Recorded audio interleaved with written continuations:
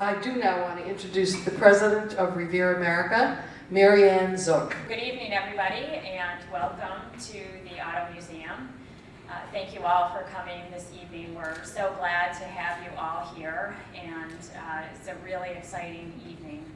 I want to say a special thank you to all of the sponsors who are here and who have given these students the opportunity for this once-in-a-lifetime opportunity. And I would like to say an extra special thank you to our celebrity legend chess champion, Garry Kasparov.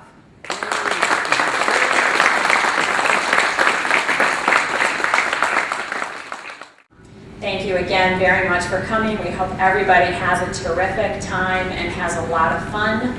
And at this point, I would like to turn the program over to Nig, who is going to oversee all of the chess playing. Thanks very much. Enjoy the night.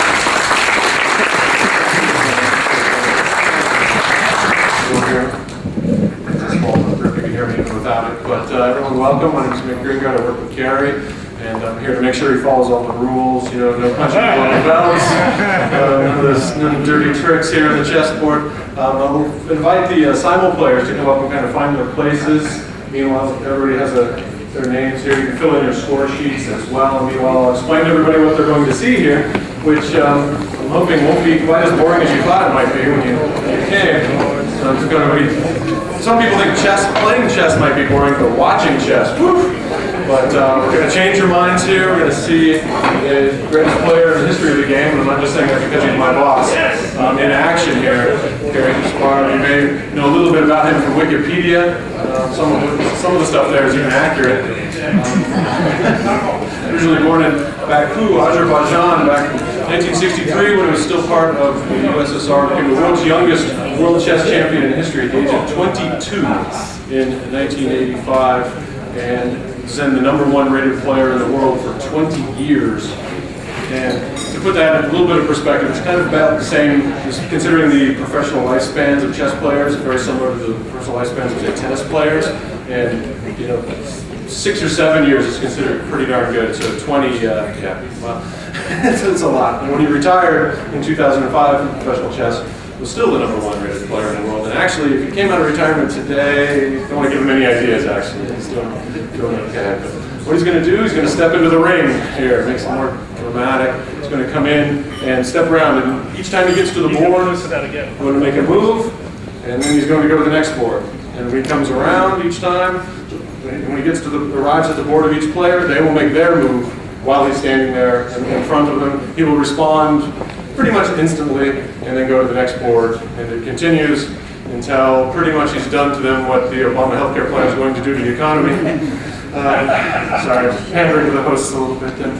But yeah, it's let's root for the underdogs, I think, but I don't think it's going to help them. But I'll provide them a little, come on, we'll try to think positive. Because it's such a small group, and he's going to be moving quite quickly, especially at the beginning, if you need a second, if you're not ready to make your move, you can kind of do a pass. It's okay. We're going to let that slide this time around. We're all friends here. So we're going to let you go ahead and think, but 2 or 3 times around, okay, let's basically make your move when he shows up, and then you can write down your move and notation. If you need some help with that, let me know. And basically, when you're ready to go, you can just extend your hand. But play to mate. I always recommend in these situations, play to mate. But please, that's the one thing, of wait till he's at your board. You may have noticed that Garry has white in all the games because he's getting old, he needs a little help. You know, he needs to have the white piece. That is an advantage. It's kind of like having a serve in tennis. You get the white moves first, and that gives you the chance to kind of control the contours of the game, the development of the game. I mean, percentage-wise, it's not the same as in tennis. Not quite as high. I think in this situation, it's going to be pretty high. He's going to hold serve pretty well here, I think. But on the professional level, white wins about twice as often as black. And of course, about half the games overall are actually drawn at the top level. It's just kind of like in soccer, you can have ties and everybody goes home with a half a point. But in the decisive game, white wins far more often, so it is an advantage. with white, but typically it's just kind of standard practice in this sort of what we call a simultaneous exhibition, that the Simul giver, the master, has white in all the games. Okay, so this is the best position you're probably going to have all evening. So savor this, guys. Okay.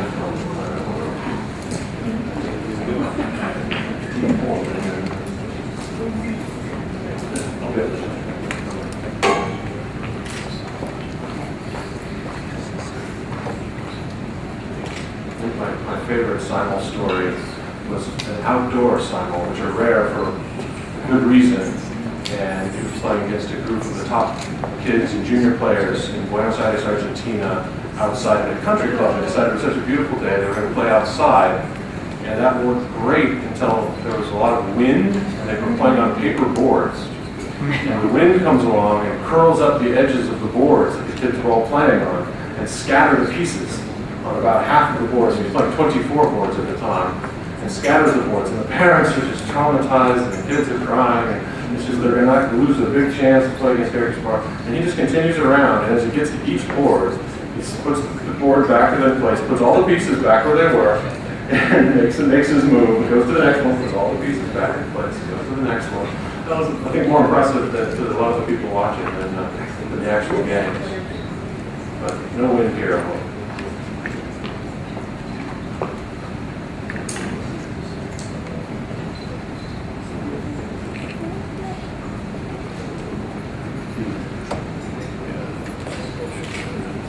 With a mix of E4 and D4, a little bit of each. I don't see any C4s. We use a system we call algebraic notation to write down the moves and to describe the moves of a chess game. That's the kind of the hieroglyphics you see in that little chess section of your newspaper that you've skipped by and route to the crossword puzzle.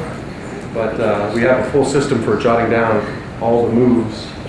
And we have games going back to the 15th century intact, using the same rules and same system of notation. You can go back and look those up. That helps us just talk in code. We used to get correspondence chess players in trouble actually during wartime. They were sending their moves back and forth in postcards, getting arrested for being spies. But they were sending code. One of the Simul winners maybe, but one of the Simul players will be a drawing, and that one lucky winner will play Garry head-to-head in a blitz game. And blitz is speed chess, face-to-face, across the table with the clock. And I'll show you in a little bit here what a chess clock looks like. You may be familiar with it. These are in other games as well. It's a game timer. You have two clock faces, and you make your moves and hit your clock, and it gets very, very fast. And anybody who thinks chess is boring has never watched live blitz chess before. It's an extremely high-speed action sport. I'm going to give you some minutes.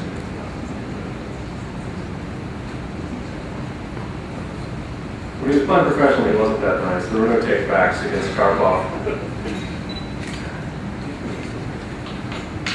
That's actually one of the rules. People wonder why we even barely need a rule book other than explaining the moves, but in professional chess, you actually have a lot of little detailed rules about what we call the touch move rule, for example.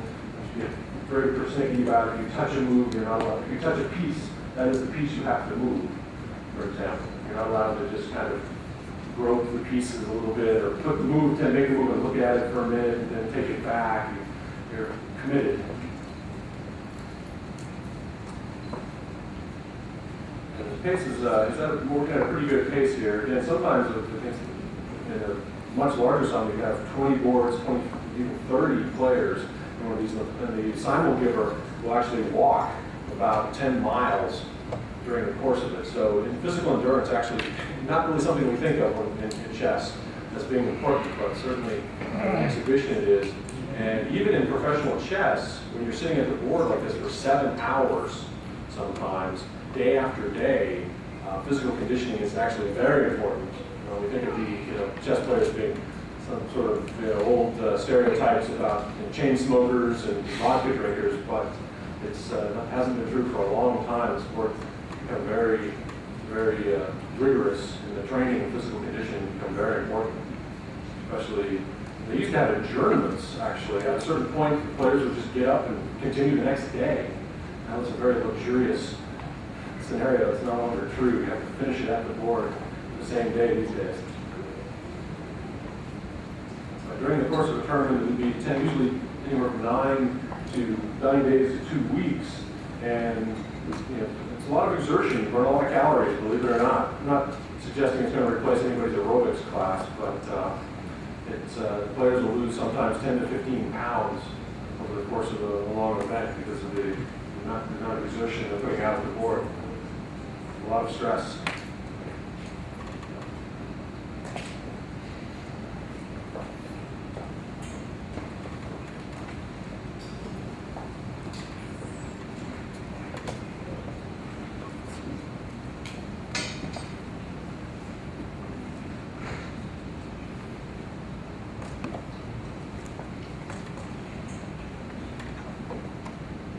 Notice some of the name cards have ratings on them over here, especially here at our, what we normally call our top board, where our strongest contenders are over here. And of course we have a rating system in chess, just like they do in tennis, a point system there. He's developed by a Hungarian-American mathematician, actually, named Arpad Alo, and came up with a system to rate every game. So if you have X rating, you play somebody who has the same rating, you beat him, you get so many points, and add it up there.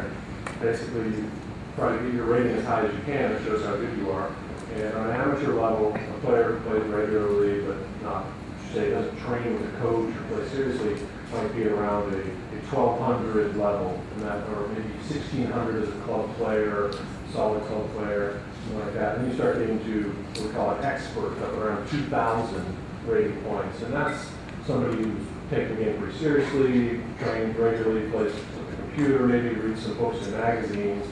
2200 we say is master, and then when you get to 2300 and up to 2400, you start getting into international master level, and then you're basically kind of going pro at that point. If you're going to continue to get any better, you're having to give up a lot of time to study and work at that point.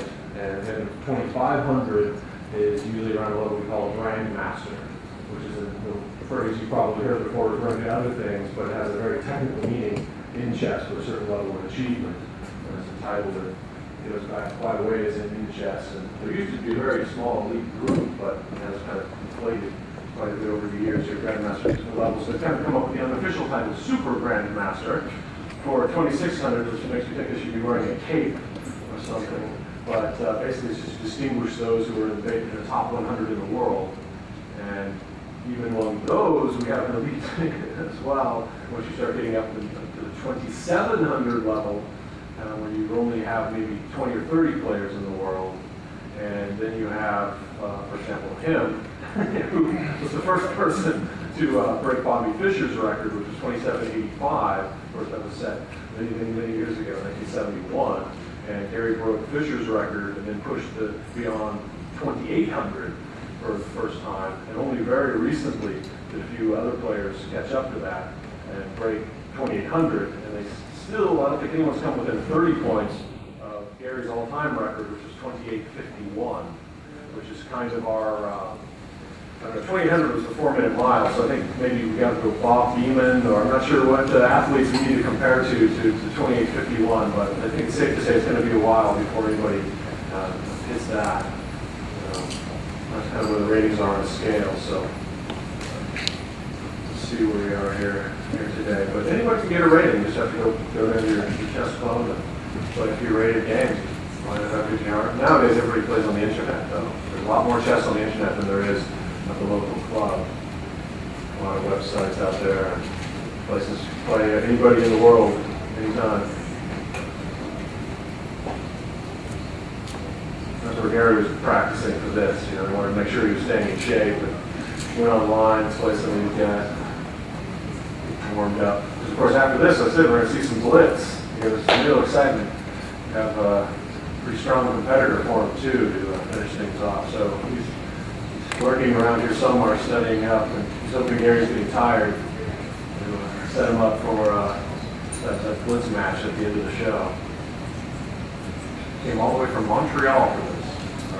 Where's Mark? I'm praying here. Okay. He's not working, he's staying there. All the way from Montreal to take on Garry Kasparov. If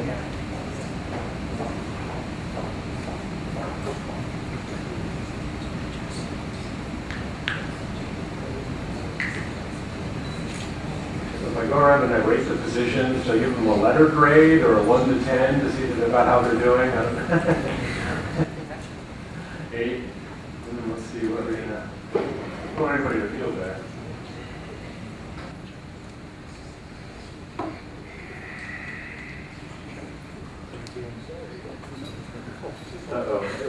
Uh-oh. What happened? I guess because he was a little bored with being the world champion. At one time, here's the final blow. Thank you very much.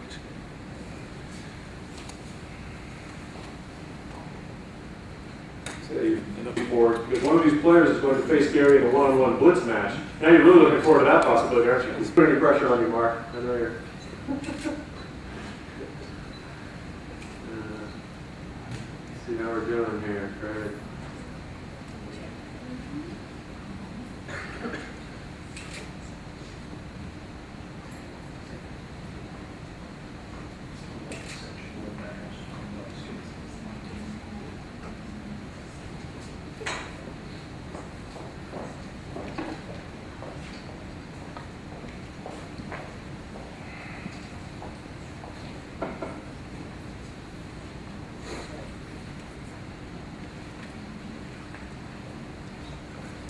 Still working on his hedgehog.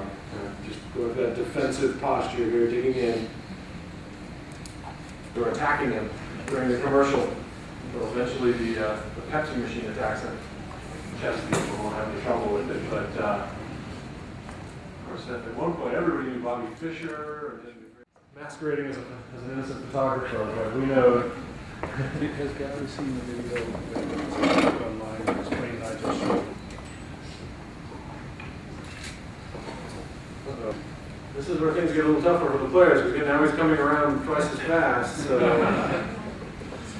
Oh my goodness. This is turning into a bloodbath. It's an honor, sir. Thank you. Actually, I just did the same thing in January. So I saw that. Well, you lost a privilege. That's nice. You know, you got to go down. You got to go down in flames in a very attractive. That's the best loss I ever had.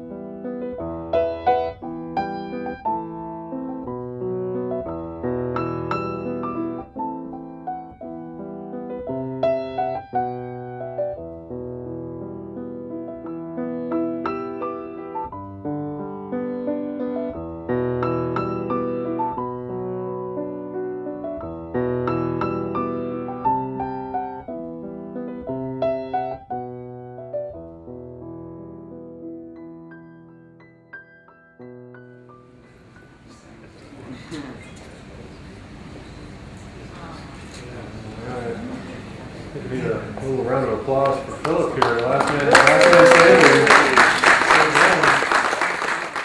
The draw against the Blitz is. First Simul, he hasn't touched his chocolate. And then the other players just waited 5 minutes before coming out. They'd come out until 5 minutes had passed, then they would come out. I mean, as long as you consider myself a successor, yes. But they sought you out. I mean, you were sought out. They sought out the sports. No, but students, it's not a school, it's just a concept. So Oh, really? I do twice a year sessions in America. New York. The Manhattan Chess Club. No, we do it somewhere in this. It's one of the offices of our sponsors in Manhattan, in Midtown.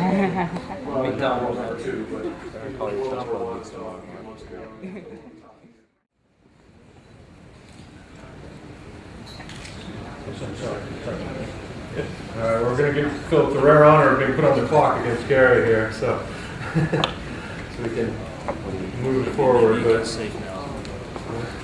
No? You can see now.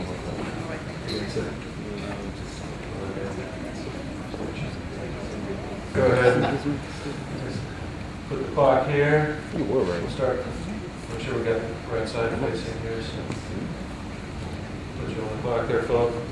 You'll have 10 minutes now to make all of his moves, which we hate to do it, but he's held out a long time. But afraid the Gary, I was hoping to position's turning against him. sale, I'm not. Woodbooks, seller, and library criticism. Any of those.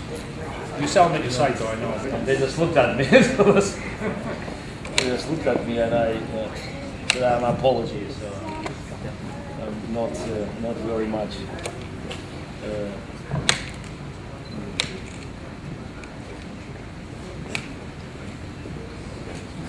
Practical choice and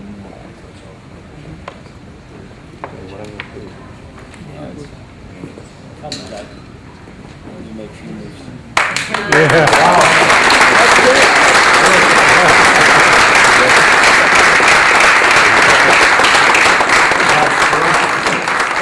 Applause for Professor Walter. Congratulations.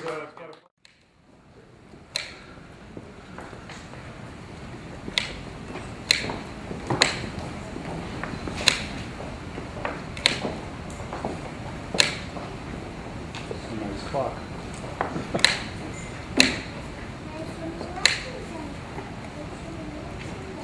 Nowadays, most of the clocks you see are digital. Get you down to the seconds and tenths of a second even. But I'm an old-fashioned guy. I like the old wooden clocks or a little more sensitive.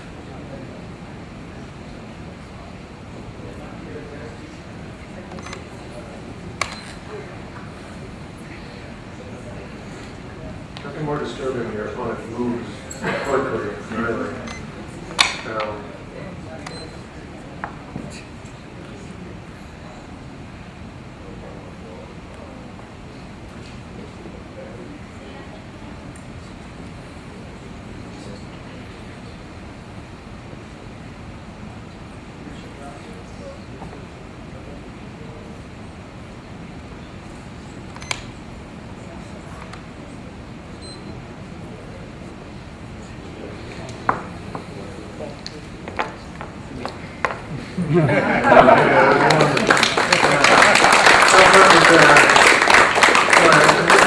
The clock changeover cost Philip his concentration there, so we have to take some responsibility for that. Conspiracy. Yeah.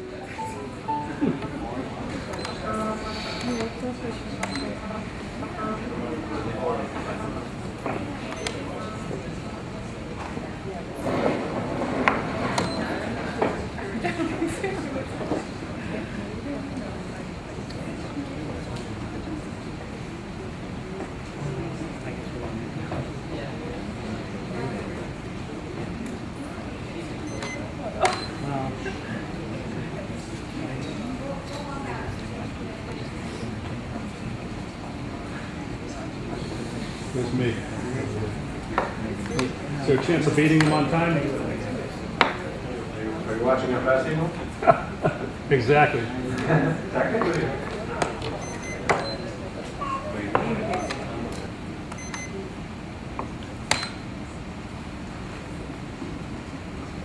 Queen into the game, and you may notice it, or you may not, but in general, queen always the most powerful piece.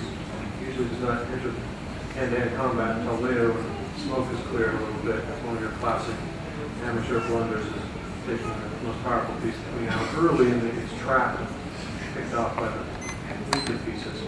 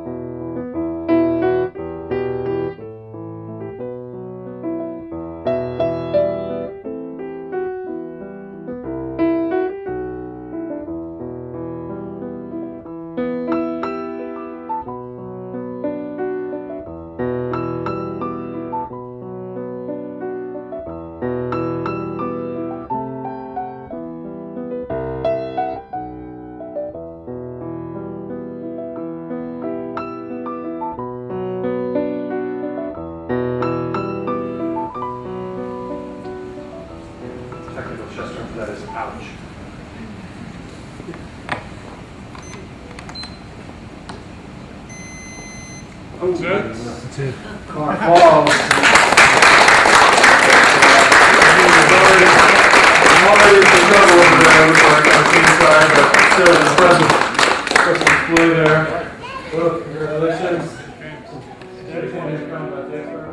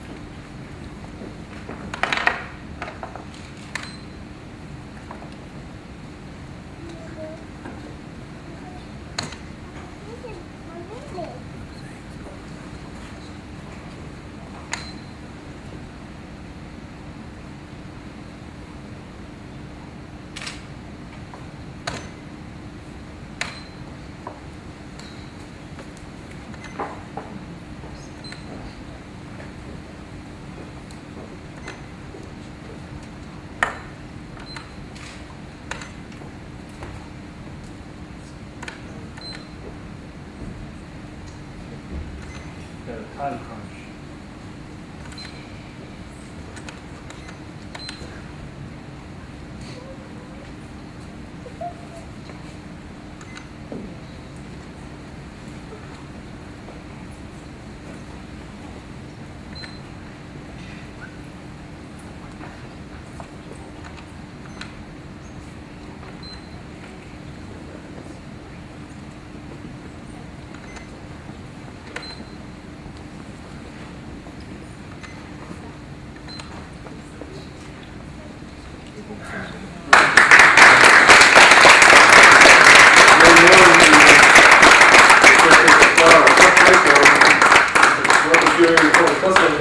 We headed for a draw there until the time crunch got in there. You lost a few pawns. What do you think?